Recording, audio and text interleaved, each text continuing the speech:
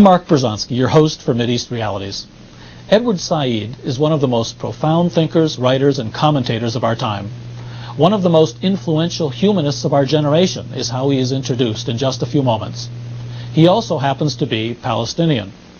Born in Jerusalem, Said's family fled to Cairo when the civil war between Jews and Arabs broke out in British Mandate Palestine after World War II. Then, as a boy, he came to the United States. Said is one of the best-known professors at Columbia University, where he holds a distinguished and endowed chair in English comparative literature. As you will hear in the upcoming introduction, he has held nearly every major fellowship known to man or beast, and has delivered some 27 endowed lectures. Said is in demand throughout the world at major universities, not only in the field of literature, but as a social critic and political analyst. Though in his early years at Columbia, Said was not greatly politically involved, he became more and more so in the 70s and 80s. He was in fact a prominent member of the Palestine National Council during the time when the PLO was most ostracized and vilified in the U.S. In recent years, especially since the Gulf War and the agreements that followed between Israel and what was the PLO, Edward Said has become one of the most outspoken dissenters from and critics of U.S. foreign policy, Yasser Arafat, and developments in the Middle East region. Said's books and articles have been widely published throughout the world in many languages. Orientalism, published in 1978, is considered a defining treatise on the subject of Western cultural and social imperialism. In this series of 4 Mideast Realities programs, we are very pleased to be able to bring you one of Edward Said's most interesting and provocative recent lectures. The title of the lecture is The Clash of Civilizations, and Said delivered it at the University of Wisconsin in Madison in November of '95. What Said discusses is, of course, much broader than just contemporary Middle East events. But what he discusses is actually of considerable importance in providing the vital background necessary to really appreciate these events and put them in historical perspective. And during the lecture, and even more so in the question and answer period, Said specifically comments about Israeli-Palestinian developments in the past few years, comments that are of extreme importance and should be very carefully pondered. Each civilizational camp, you will notice, there are official representatives of the culture or civilization who make themselves into its mouthpiece. You know, people like William Bennett, who's going around telling us what our virtues really are. I mean, I didn't vote for Bennett, I didn't appoint him to that, but that function seems to exist now, proliferating as a function within cultures and countries. People who appoint themselves the spokesman of what our real values and traditions are, whose role is to, or they assign themselves the role of articulating our essence. But this always requires a considerable amount of compression, exaggeration, and reduction. So on the first and the most immediate level then, statements about what our culture or civilization is, or ought to be, necessarily involve a contest over the definition. If you're going to say ours, you have to be able to say what we are. How do we define ourselves? This is certainly true of Huntington, who writes his essay at a time in the U.S. when a great deal of turmoil has been occurring around the very definition of Western civilization. I would say this is the worst possible time to venture large generalizations about Western civilization, because that's exactly what's being debated. What is Western civilization? Recall, for example, that in this country, many college campuses have been shaken during the past 20 years over what the canon of Western civilization was, what books should be taught, which ones read, not read, and so on. Places like Stanford, I'm sure Wisconsin as well, Columbia, every place you could think of, debated the issue not simply as a matter of academic concern, but because the definition of the West and consequently of America were at stake. Anyone who has the slightest understanding of how cultures work knows that defining that culture, or that civilization, saying what it is for members, is always a major democratic contest. There are always canonical authorities to be selected and regularly revised, debated, selected, or dismissed. There are ideas of good and evil, ideas of value to be specified, discussed and settled or not, as the case may be. Moreover, each culture defines its enemies, what stands beyond it and threatens it. For the Greeks, for instance, beginning with Herodotus, anyone who didn't speak Greek was automatically a barbarian and other to be despised and fought against. In every society, the official culture is that of priests, academies, and the state. It provides, all of these provide definitions of patriotism, loyalty, boundaries, and belonging. It is this official culture that speaks in the name of the whole, that tries to express the general will, that the general idea, which inclusively holds in the official past, the founding fathers, the texts, the pantheon of heroes and villains, and excludes what is foreign or different or undesirable or inferior. From it come the definitions of what may or may not be said, those prohibitions that are necessary to any culture if it is to have authority. It's also true that in addition to the mainstream or official or canonical culture and civilization, there are always dissenting, and this Huntington has no idea about.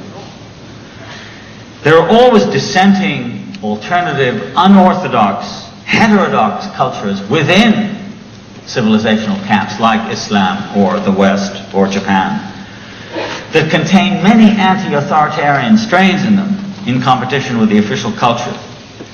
These can be called the counterculture that Gingrich is always bothering on about without ever showing any sign of understanding it. The counterculture, which is an ensemble of practices associated with different kinds, various kinds of outsiders. The poor, immigrants, artistic bohemians, workers, rebels, artists. From the counterculture comes the critique of authority and attacks on what is official and orthodox. The great contemporary Arab poet Adonis has written a massive account of the relationship between orthodoxy and heterodoxy in Arab Islamic culture. I'm sure Bernard Lewis never read it. Probably doesn't exist. And certainly Huntington has no conception of it. And Adonis has shown the constant dialectic within the world of Islam between the official and the unofficial. No culture, in my opinion, is understandable without some sense of this ever-present source of creative provocation from the unofficial to the official. To disregard the sense of restlessness within each culture and to assume that there's complete homogeneity between culture and identity is to miss what is vital in culture. In the United States, the debate about what is American has gone through a large number of transformations and sometimes dramatic shifts. As I was growing up, for example, in the Middle East, I used to look at Western films which depicted Native Americans as devils to be destroyed or tamed. They were called Red Indians. And insofar as they had any function in the culture at large, it was to be a foil to the advancing course of white civilization. Today this has changed completely. Native Americans are seen as victims, not villains, of the country's Western progress. There's even been a change, even more dramatic change perhaps, in the status of Columbus. There are even more dramatic reversals in the depiction of African Americans and of women.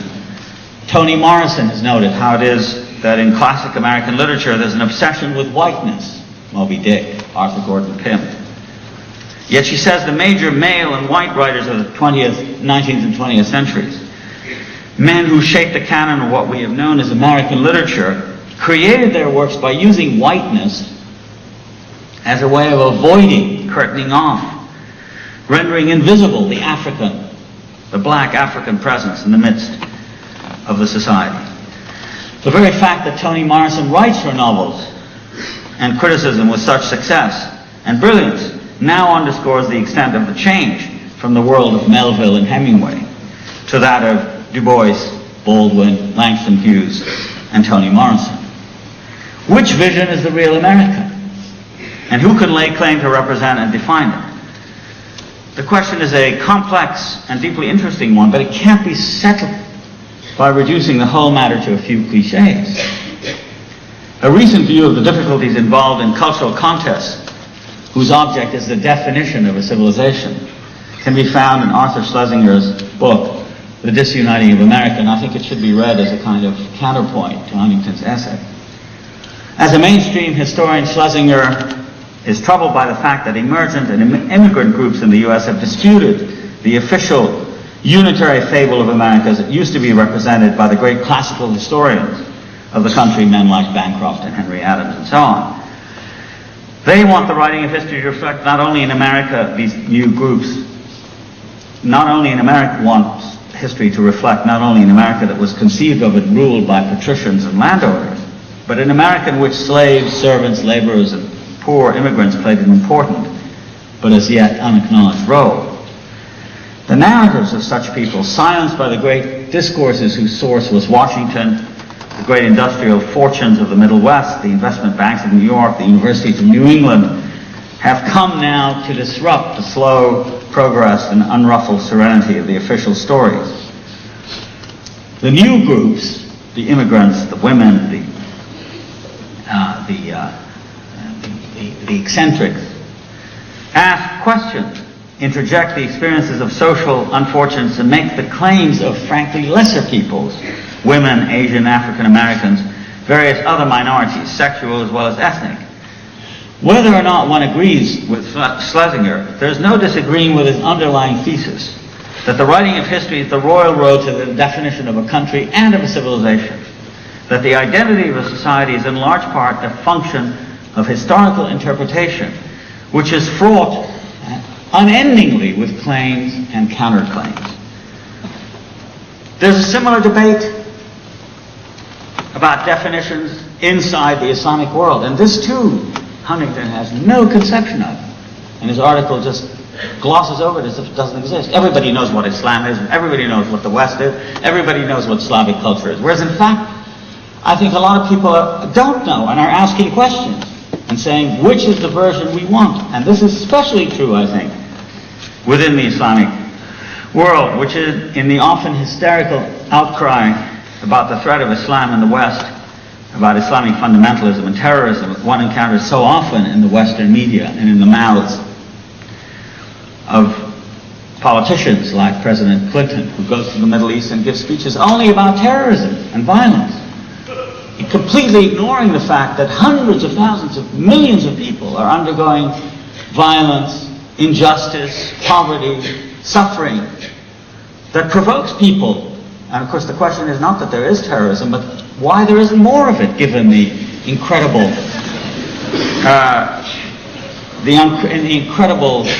inequalities that exist there. But no, all we pay attention to is is Islamic fundamentalism.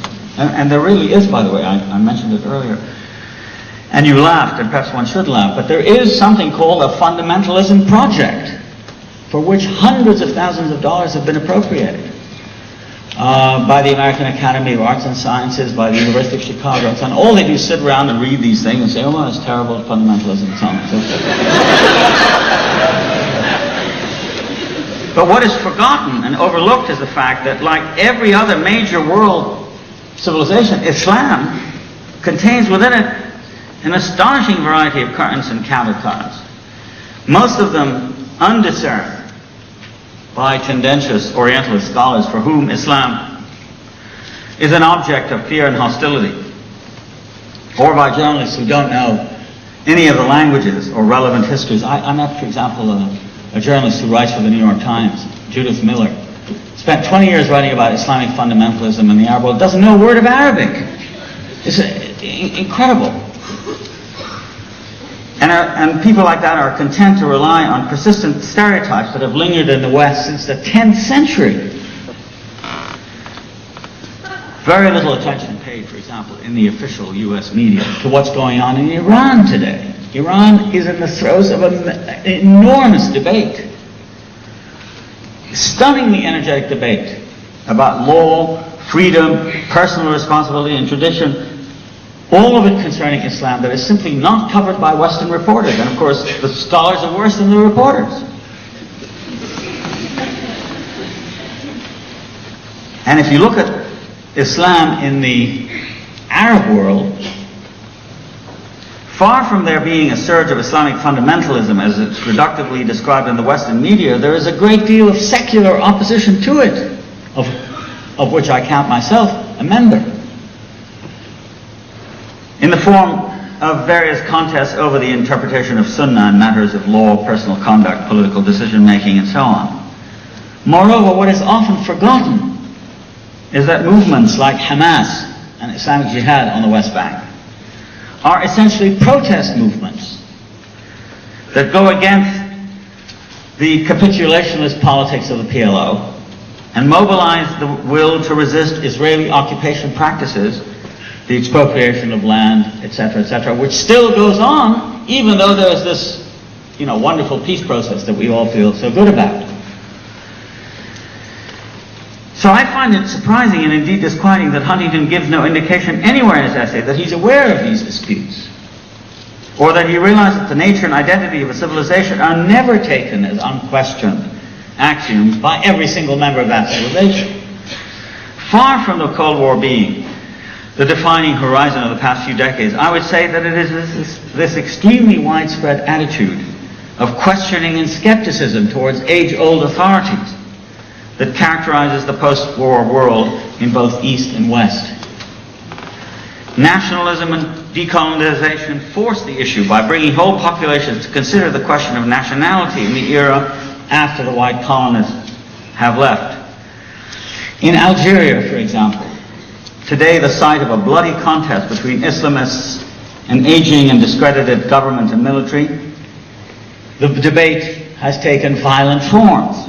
But it's a real debate and a fierce contest nonetheless over what is Algeria, what should it be. Having won from the French in 1962, the National Front for the Liberation of Algeria declared itself to be the bearer of a newly liberated Algerian, Arab, and Muslim identity. For the first time in the modern history of Algeria, Arabic became the language of instruction. State socialism became its political creed, non-alignment its foreign affairs position. In the process of conducting itself as a one-party embodiment of all these things, the FLN grew into a massive, atrophied bureaucracy, its economy depleted, its leaders stagnating in the position of an unyielding oligarchy. Opposition arose not only from Muslim clerics and leaders, but from the Berber minority, submerged in the all-purpose discourse of a supposedly single Algerian identity. The political crisis of the past several years after the elections of 1991 represents a several-sided contest for power and for the right to decide the nature of Algerian identity. What is Islamic about it?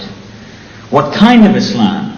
What is national? What is Berber? What is Arab? And so on. That's what's at stake in Algeria. To Huntington, what he calls civilization identity is a stable and undisturbed thing, like a room full of furniture in the back of your house. This is extremely far from the truth, not just in the Islamic world, but throughout the entire surface of the globe. To emphasize the differences between cultures and civilizations is completely to ignore the literally unending debate or contest about defining the culture of civilization within these civilizations, including several Western ones. These debates completely undermine any idea of a fixed identity. This is the point I'm getting to finally. That there is no such thing as a fixed identity which can be subsumed under labels like the West or the Slavs or the Japanese or the Africans, which Huntington considers to be a sort of ontological fact of political existence. You don't have to be an expert on China, Japan, India to know that. This is taking place everywhere. And we know it in our own experience in America. I talked about this a moment ago. Or there's the German case, in which a major debate has been taking place ever since the end of World War II about the nature of German civilization, as to whether Nazism derived logically from its core, or whether it was an aberration. But there's more to the question of identity even than that. In the field of cultural and rhetorical studies, a series of recent advances and discoveries have given us a much clearer insight into not only the contested dynamic nature of cultural identity, but into the extent to which the very idea of identity itself involves fantasy, manipulation, invention, construction. If you look, for example, at Hayden White's book, published during the 1970s, the book was called Meta-History, which is a study of several 19th century historians, Marx, Michelet, Nietzsche, and others. White makes the point, I think, beyond argument, that these historians determined what history was by the kind of figures and language that they use, so that rhetoric determines the vision of history. So that Marx, as he writes, is committed to a poetics of irony, and this produces a particular historical vision. And the point of White's quite brilliant analysis is that he shows us how histories are best understood not according to criteria of realness, but rather as to how their internal rhetorical and discursive strategies work. It is these rather than facts that make the visions of people like Tocqueville or Croce or Marx actually work as a system. The effect of White's book, as much as also the effect of Foucault's study, is to draw attention away from the existence of confirmations for ideas that might be provided by the natural world, and focus it instead on the kind of language used, which they've taught us to see as shaping the components of a writer's vision. Rather than the idea of clash, for instance, deriving from a real clash in the world, we would then come to see it as deriving instead from the strategies of Huntington's prose and his own interests, which in turn relies on what I would call a managerial poetics, a strategy for assuming the existence of stable, metaphorically defined entities called civilizations, which the writer proceeds quite emotively to manipulate, as in the phrase from Huntington. Listen to this. The crescent-shaped Islamic bloc from the bulge of Africa to Central Asia has bloody borders.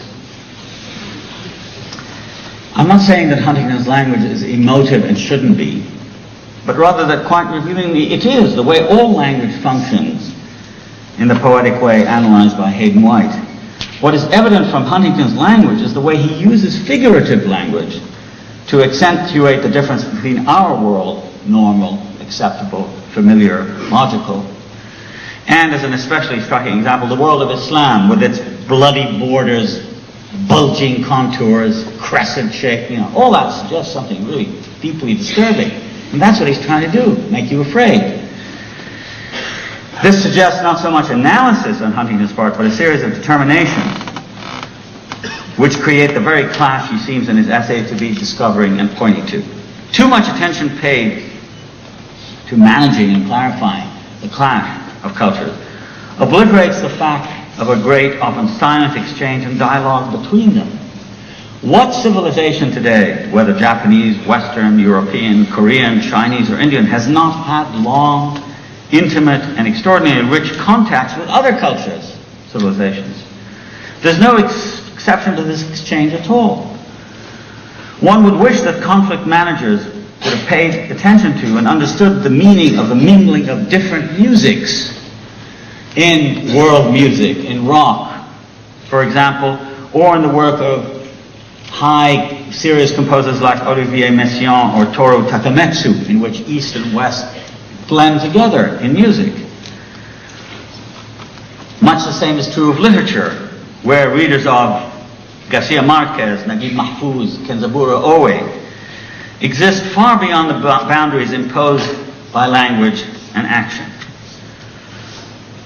There's a collective enterprise in culture which the people who proclaim the clash of civilization and cultures completely miss. One thinks of the lifelong dedication that has existed in all modern societies among scholars, artists, musicians, visionaries, and prophets to try to come to terms with the other, with that other society or culture that seems so foreign and so distant. One thinks of Joseph Needham, the great Cambridge chemist who spent his life studying China, or in France, Louis Massignon, the great Orientalist who did his own pilgrimage within the world of Islam. It seems to me that unless we emphasize and maximize the spirit of cooperation and humanistic exchange. I'm Mark Brzezinski, your host for this weekly program, Mideast Realities, and thank you for watching. If you too are concerned about the situation in today's Middle East and about U.S. policies toward that crucial region of the world, and if you'd like to meet like-minded persons, why don't you come to one of our weekly social meetings? I'll be there, of course. Just give us a call for details.